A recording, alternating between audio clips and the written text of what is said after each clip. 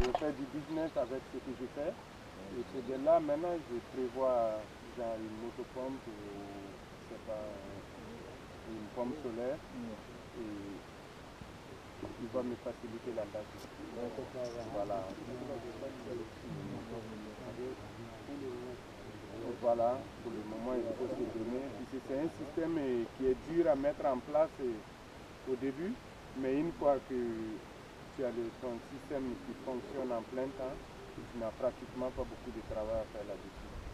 Donc, moi, mon idée, c'est ça. En fait, il y a une autre possibilité de faire. Si on peut avoir un bassin au milieu, construire un conduit, c'est-à-dire utiliser directement le milieu, puis verser du pluie, et ça se conduit directement jusqu'au bassin. Et de l'avant, vous pouvez l'eau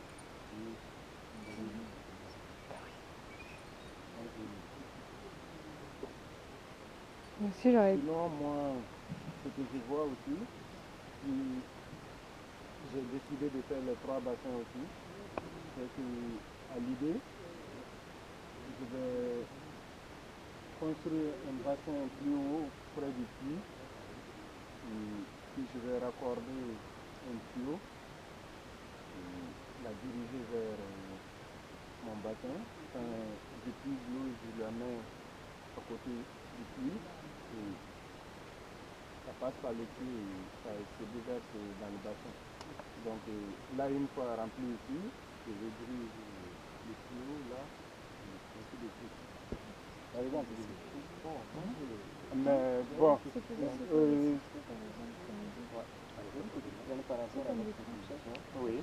Le tuyau, la conduite, à quelle hauteur elle sera? Parce que pour que l'eau puisse venir et puis remplir le bassin, il faut que la conduite soit en haut. En haut, oui. Comment vous allez faire pour... Bon, en fait, je vais le faire avec un tuyau en plastique.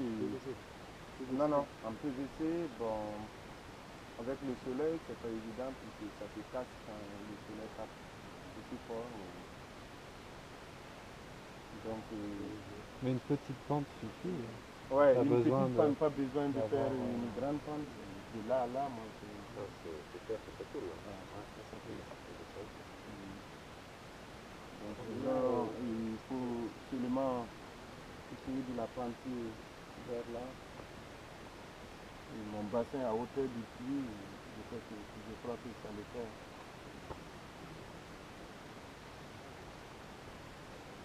Après, juste à côté, il y a toute une récupération d'eau du toit qui peut être stockée là et envoyer les surplus et les surplus. C'est de l'eau qui est au-dessus. Bassin, ouais. Nous, notre tente, personnellement, c'est la résistance antérieure cesse. C'est-à-dire, normalement, il doit produire en contexte là.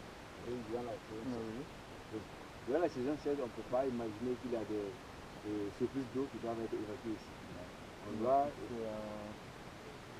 à partir du puits seulement, qu'on doit alimenter. Maintenant, parlant des tuyaux, il faut d'abord qu'on essaie de construire quelque chose. À mon avis, tout comme un plateau comme ça, panté. Et donc, si on veut travailler avec le tuyau, avec une bordure, on peut ouvrir le tuyau, diriger ici, on puise, on verse, on puise, on verse. Sinon, si c'est un tuyau simple seulement, le temps que tu vas prendre là, pour essayer de diriger dans le tuyau. Non, non, non. En fait, je construis genre une cuvette avec des poteaux, supportée par des poteaux, 3 ou 4 poteaux. Et en dessous, j'imagine un tuyau d'évacuation que je vais insérer mon tuyau là-dessus. L'eau va passer. Il n'y aura pas besoin, même à 1 mètre, de verser de l'eau, sachant que ici, ça va partir directement dans le tuyau. Maintenant, la cuvette en question, ça produit quelque chose. Je vais le faire en béton. Mais quelle est la capacité en termes de volume? Je suis sûr que vous allez pouvoir tenir avec ce puits-là. Ah oui, oui. Ce puits, presque tout le village est épuisé là-dedans. Il y a certaines années où tout autour, il n'y a pas d'eau dans les puits. C'est là où c'est maintenant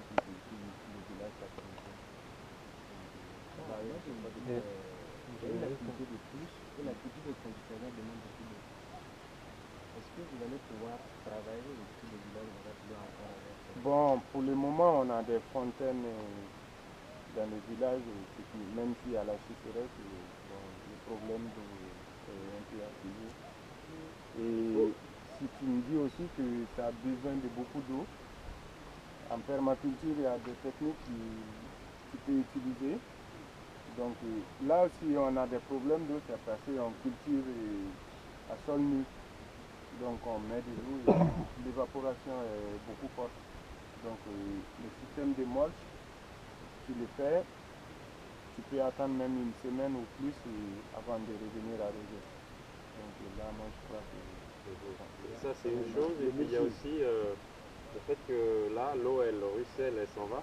Et là on va la quand on dit garder. des baissières, c'est des trous dans la terre pour que l'eau s'infiltre. Donc toute l'eau qui va couler au volume de ce qu'on va faire, va s'infiltrer dans le sol. À chaque fois qu'il pleut. Et ça fait beaucoup d'eau, suivant la taille qu'on va pouvoir poser. Tu sais, en fait, actuellement, je pense que vous voyez un peu l'hivernage. Mais nous, notre crainte, c'est en avril ici. C'est ça. Ça, c'est le beau. Tu sais un peu ce que ça fait en avril. Donc, notre crainte, on ne veut pas essayer d'implanter quelque chose. Et en avril, on se retrouve à gratter la tête, mais comment trouver de l'eau pour nourrir ce type de trucs comme ça. Je voudrais qu'ici, tous ici présents, peut-être sont là, on va réfléchir ensemble, voir trouver un truc qui pourrait être fourni.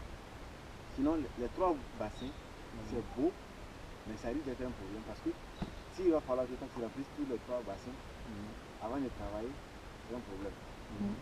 De un, ça va te prendre ton temps et ça va te fatiguer plus.